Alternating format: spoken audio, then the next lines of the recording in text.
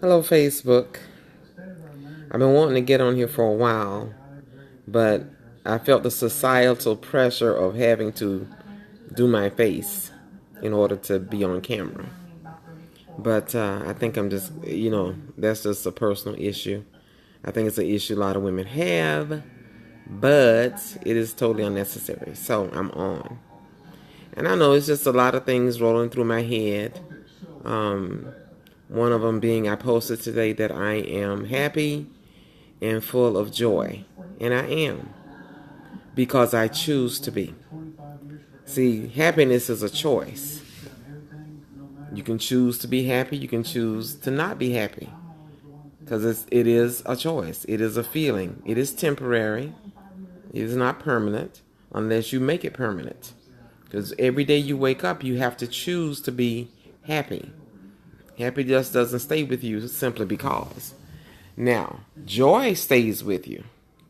Because what joy does, joy says, regardless of the situation and regardless of the circumstance, regardless of how you feel, what you think, what you see, there is joy in your heart. And the joy is there because you've lived some things, survived some things, come through some things, and you know that there is always light at the end of the tunnel. You also know that the universe, God in his divine wisdom, always looks out for you. He makes sure that you are a winner. Every situation in life works out to your favor. I'm a firm believer in that. Now, I could choose to believe something different, and I could choose to believe that my circumstance is my reality, and that's exactly what it would be, my reality. But I choose not to believe that because I know the life that I've lived and what I've walked through, and I've been totally blessed in my life. I have not had a dark life. I've never walked on the dark side. I made my share of mistakes, true enough, but I've never walked in darkness, ever. I have known my Creator my entire life.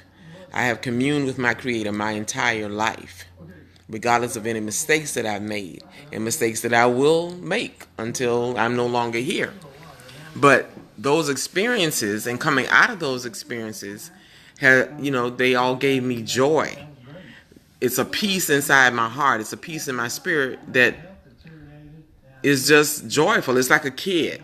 I feel like a little kid on the inside, excited, anticipatory, looking for the next good thing to come.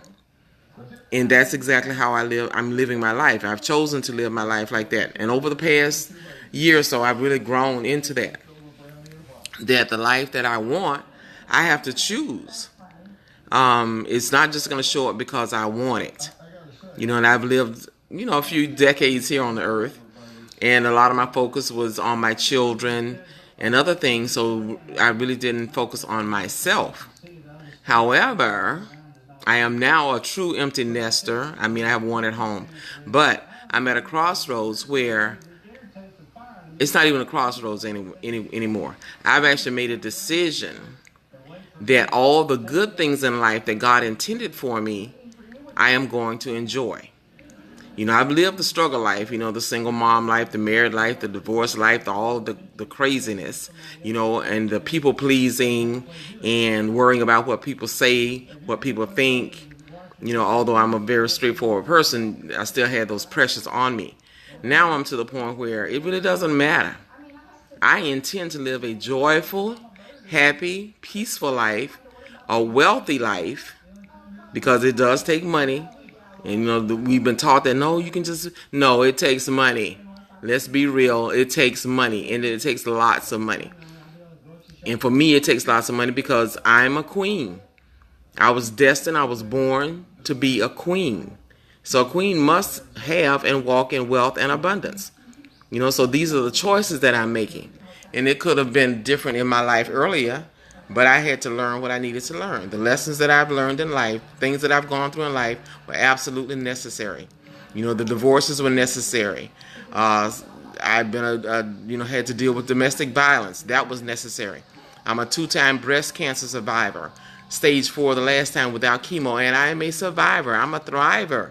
None of those things could take me out. I've had people look sideways at me and say I'm crazy and whatever the case may be. It really doesn't even matter, because all that matters is what I think about me. And what I think about me is what was created in Genesis 1 and 2, because God told me that is what he created. And Revelation 4:22 is the future.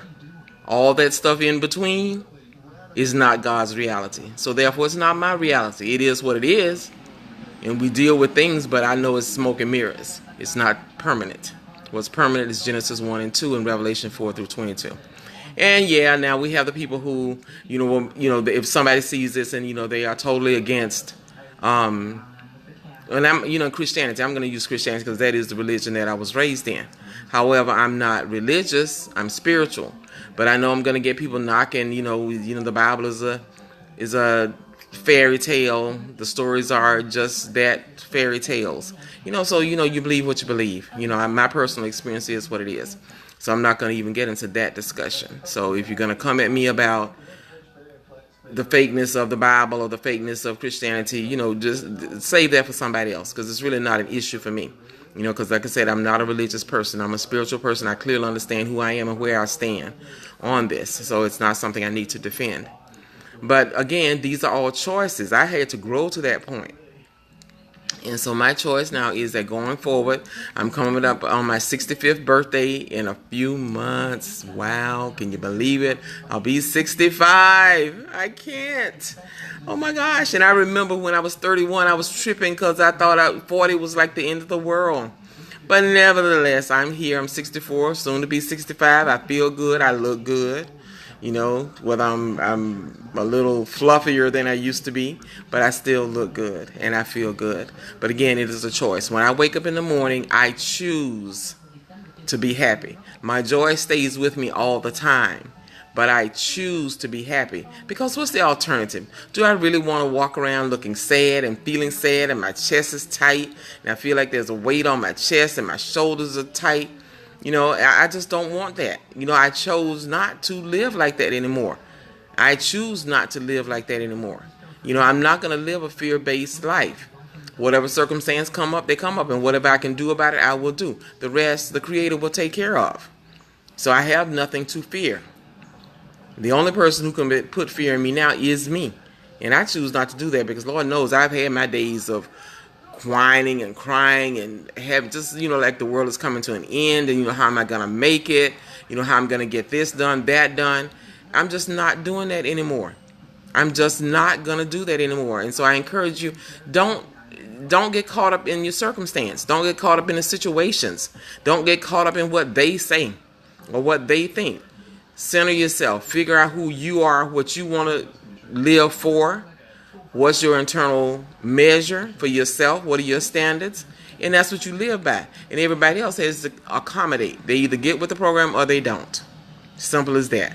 Because we don't owe any human being anything in this world except dignity and respect. And past that, it is what it is. Either they can deal with you or they can't. So again, you can choose to be happy every morning you wake up. The first thing I say out of my mouth is, Lord, I thank you for another day's journey in your name. Let me see, hear, feel, do, think what you would want. Let me be obedient to the prodding of the Holy Spirit. Let me listen to my spirit and make decisions based on that knowledge as opposed to emotion or some rhetoric or some whatever. That is not true to me. So anyway, this was an impromptu little thing. I know I just felt like talking because I'm feeling in my spirit, I am feeling anticipation.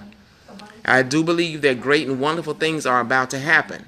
Now, qualifier, when I say about to happen, doesn't mean it could be today, tomorrow, and it could be, but understand this is how God works. God has no timing as we see timing. He has his own timing. So when I say things are about to happen, great and wonderful and good things are about to happen, and it's going to happen soon, understand that soon is by God's timing. And what we have to do is stand on what we know about our relationship with him. My relationship with God tells me that come hell or high water, I'm always going to be a winner. It does not matter what I go through in the meantime, I will always land on my feet. I'm like the cat with 9, 10, 18 lives, if you will. You know, it's going to always work in my favor. I teach that to my children. I teach that to my grandchildren. Know that God has you in his hands, and there's absolutely nothing in your life that he doesn't already know about, has not already planned it and fixed it and done whatever is necessary to make sure that you're a winner. Our responsibility in that is to hear, to feel, to know when he is guiding us and directing us. And that means you got to get quiet sometimes. It means that you got to sit sometimes with yourself and just be quiet. And in the quiet, you will hear his voice. You will hear him, because he's not going to scream at you. And that's one thing about God. He's not going to scream at you. He's not going to yell and carry on. Now, there are instances in life-threatening situations where he may speak a little loud, you know, because he's already talked to you a little bit before that. He's talked to you before that. And either you didn't hear, or you chose to ignore, you were confused about the voice. So he may have to speak a little loud. But as you mature in God, he's not yelling at you. Because as far as God is concerned, he says, but you know me. You know me. So why would I have to yell at you? Why would I have to scream at you? Why would I have to shake you up? Why I got to show you something? Remember, the disciples kept asking Jesus to show them something. And Jesus was like, after a while, he's like, okay, enough. How much more do I need to show you? He said you have little faith. So either you know what you know about your relationship with God, or you don't. And that's something you have to get with yourself and decide. See, for me, 64 years later, I know. I don't just believe in God. I know God. And I know what he will do in my life. And again, being that he's no respecter of persons, he will do it in your life. And to what measure he decides, big or small. But he will always make sure that you come out on top. Always. Hear me? There's not one time that God is going to let you down. If stuff happens, there's a purpose for it. Or if stuff happens, it may be because you got in the way, because you tried to help God, or you didn't follow the direction that God gave you. You went against your intuition. And people don't understand. Intuition is your spirit, which is always connected to the Holy Spirit, or you can choose to connect. And if you're disconnected, it's a little bit of a struggle. But if your spirit is connected to the Holy Spirit, you will always know. You will always know which way to go, even if it doesn't make sense to you. Even if everybody around you is telling you you're crazy, you couldn't possibly know what you're doing, it's going to fail, you're going to fail, you're going to look like a fool, a whole bunch of craziness that people will tell you. But you have to stand on what you know about yourself and about your relationship with God. Because times right now are crazy. I do believe they're going to get a little crazier. I don't like that. I honestly don't, because I really would just rather have peace and love and people being happy and respectful. I really don't like to think about the fact that times are going to get a little tougher before it gets better. You know, but sadly, that's probably going to be the case. So in the midst of all of that, you're going to have to draw on your joy. The joy that you have in knowing your relationship with a Creator who will never leave you, who will never desert you, who will never let harm come to you. You have to stay aligned with Him. He told me a few years ago, he said, a time is coming when all you will have to rely on is what you know about your relationship with me. So you got to know what your relationship with God is. And whatever your relationship with God is not mine. Your relationship is yours and mine is mine. You can't judge mine, I can't judge yours. In fact, God said the why of a person's situation is none of your business. If you can help, help. If not, keep your mouth closed and keep it moving. He says, because you don't know their relationship with me. Not one human being on the face of this earth knows another human being's relationship with God. So let's stay out of judging people and pointing fingers at people and saying, oh, I would never do that, because, baby, life will bring you some things that will find you in the same situation as the person that you're pointing fingers at. So be careful what comes out of your mouth. So I just came on to ramble and talk, and I don't know, just had a bunch of stuff rolling around in my head. So again, I love you. I want everybody to be successful, happy, and peaceful. Please be peaceful, because in that it restores your body. If you are not peaceful, hi Shirley, how you doing? If you are not peaceful, the body's going to try to fix you, and in the middle of it trying to fix you, it's going to release some toxins into your system that if you don't deal with it, it's going to manifest in disease, physical disease, mental disease. That is what the body does. So if you don't dispel the negativity, it's going to manifest, and it's going to manifest as disease. So you try to block out all the negativity that you can. I don't deal with people who are negative. And by negative, I'm just saying there are people sometimes that you meet and immediately you recognize that your spirit doesn't mesh with theirs. When that happens to me, I step back for a minute and I check myself, because it could be me. It might not be the other person. It could be me. And I'm not saying the other person is a bad person, but for some reason we're not clicking on the same channel. So let me check myself, make sure it's not me. And then if it's not me, I'm like, okay, that's them. They are who they are. The only choice I have at that point is, do I want to entertain them? Do I want to interact with them? That's the only choice we have when we're dealing with other human beings. You can't change them. You can't do anything about who they are and how they are. All you can do is deal with yourself. So if somebody is not clicking with you and you just see you can't get on the same page and it's going to be a problem, so you have a choice. Hey, bye, how you doing? Bye. And move on. If you got to work with them, how you doing? Let's get some work done. Move on. The rest of that foolishness, don't even get involved in. Don't. Because otherwise, then you end up being a messed up person. So again, it's about joy and happiness. That's my joy. I don't get involved in foolishness. I don't tolerate people with foolishness. I will dismiss you quickly. And by dismiss, meaning I will speak to you. I'll be cordial to you. We won't have any conversation, though. We won't have a relationship. And there will be no like or dislike about it. It's just that I know you're poison to my system, so I'm not going to deal with you.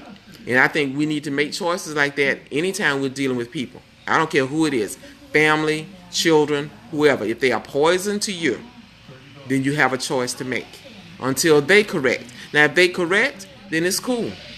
But if they choose not to correct, then you have a choice to make. You can continue to get involved in the foolishness, or you can give them some leeway, give them some space, and go on with your life and start worrying about what they say.